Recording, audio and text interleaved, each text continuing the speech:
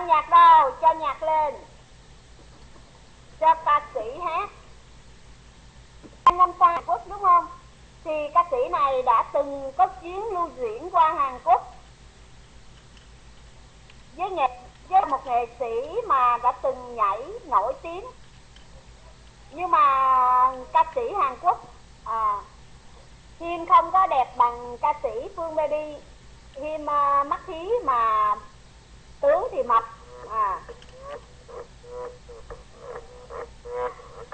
Lên lên lên lên lên lên lên lên.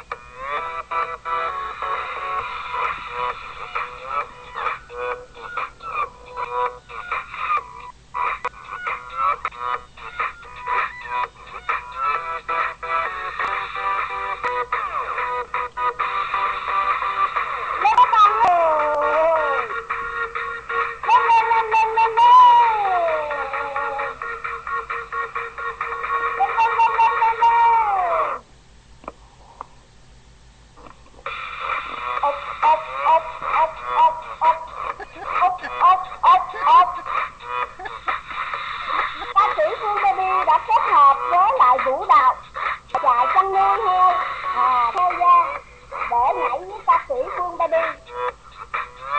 Đó là những cái tiếng của Nông dễ thương. Các bạn đã từng nhìn thấy vũ đạo là người rồi đúng không? Nhưng mà vũ đạo này là những chú heo dễ thương. Ở nước ngoài chú heo người ta có thể nuôi ở trong nhà, người ta ẵm bồng, người ta coi như một cái vật sinh. Thì ca sĩ này đã dùng cái lợi thế là những chú heo xinh xắn, heo mọi đủ kiểu hết. Heo rừng cũng có luôn. Đó, cho nên các bạn nghe cái tiếng nhạc có những chú heo hòa nhịp và nhảy cùng ca sĩ. Ộp ộp ộp ộp ộp ộp ộp ộp ộp. Rất là thọ. Chộp chộp chộp.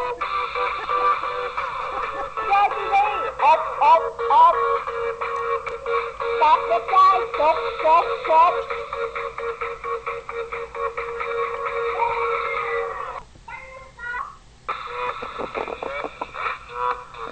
Ộp ộp ộp. Sexy. Ộp ộp. Ộp ộp ộp. Ộp ộp ộp. Ôi những chú heo dễ thương quá các bạn ơi. Những chú heo chạy trên sân khấu tung tăng đang chạy. Ồ, khán giả hâm mộ quá. Đừng có bắt những chú heo để về làm thịt da các bạn. Những chú heo này là những chú heo để dành cho vũ đạo của ca sĩ Phương Baby 2013. Nên